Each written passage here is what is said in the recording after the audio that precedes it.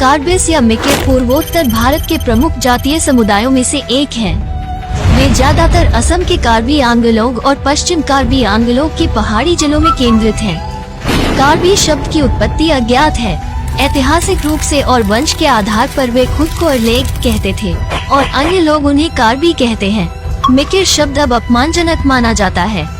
जिलों को भारत के संविधान की 6ठी अनुसूची के प्रावधानों के अनुसार प्रशासित किया जाता है, जिन्हें 17 नवंबर 1951 को स्वायत्तता प्रदान की गई थी।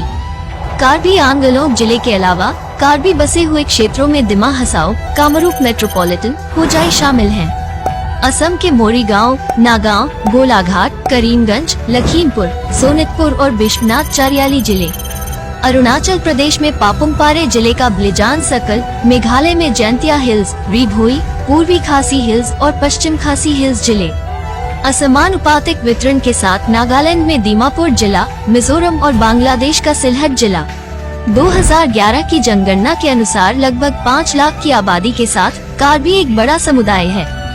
कभी भाषाई रूप से तिब्बती बर्मन समूह से संबंधित हैं। तिब्बती बर्मन भाषा बोलने वाले विभिन्न लोगों का मूल घर पश्चिमी चीन में यांगती कियांग और होवांगहू नदियों के पास था और इन स्थानों से वे ब्रह्मपुत्र, चिंदविन और इरावदी के रास्ते नीचे चले गए और भारत और बर्मा में प्रवेश किया। कार्बी अन्य लोगों के साथ मध्य एशिया से या मलेशिया, थाईलैंड, इंडोनेशिया या फिलीपींस जैसे दक्षिण पूर्व एशियाई देशों से उत्तर पूर्व भारत में प्रवेश करते थे। हालांकि कार्बियों की लोक कथाओं से संकेत मिलता है कि अतकलंग और कोपरली नदियों के तट पर रहते थे।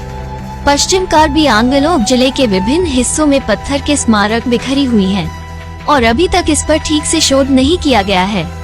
अहोम साम्राज्य में चले गए कभी लोगों को बर्मी आक्रमण का सामना करना पड़ा। कभी लोगों ने उप पर्वतीय क्षेत्रों में अपना घर छोड़कर गहरे जंगलों और ऊंची पहाड़ियों में शरण ली।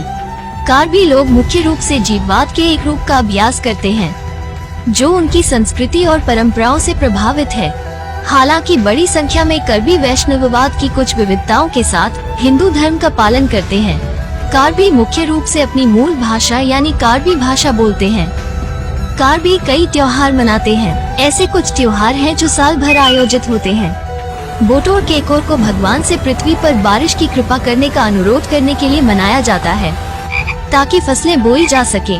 रोंगकर को ग्रामीणों की सुविधा के अनुसार भगवान को धन्यवाद देने और गांव और उसमें रहने वाले लोगों को होने वाले किसी भी बुरे नुकसान से बचाने के लिए आश्वासन मांगने के रूप में मनाया जाता है। कार्बियों की अपनी पारंपरिक पोशाक होती है। उनके कपड़े दक्षिण पूर्व एशियाई कपड़ों के समान हैं। महिलाओं की पारंपरिक पोशाक में पिनी काले रंग की एक प्रकार की स्कर्ट होती है। यह अलग अलग डिजाइन का हो सकता है। पेकोक कपड़े का एक चौकोर टुकड़ा है जो दाहिने कंधे पर बंधा होता है। यह अलग अलग रंग और डिजाइन का हो सकता है। वामकोक एक बेल्ट है जिसका उपयोग पिनी को कमर पर कसकर बांधने के लिए किया जाता है। इसके दोनों लंबाई वाले सिरों पर रंगीन झालरें होती हैं। जिसो एक लंबा काला कपड़ा है जिसमें लंबाई के सिरे पर डिजाइन और सजावटी झालरें होती हैं, जिन्हें ब्रेस्ट ढकने के लिए पहना जाता है। आजकल इसकी जगह ब्लाउज ने ले ली है। पुरुषों की पोशाक में चोई पुरुषों द्वारा पहनी जाने वाली जैकेट है। ये विभिन्न प्रकार के होते हैं। पोहो को सिर के चारों ओर पहना जाता है या मफलर के रूप में उपयोग किया जाता है। रिकोक पुरुषों द्वारा काम के दौरान पहना जाने वाला लंगोटी है, लेकिन अब इसका प्रयोग कम ही होता है। यह विभिन्न प्रकार का होता है।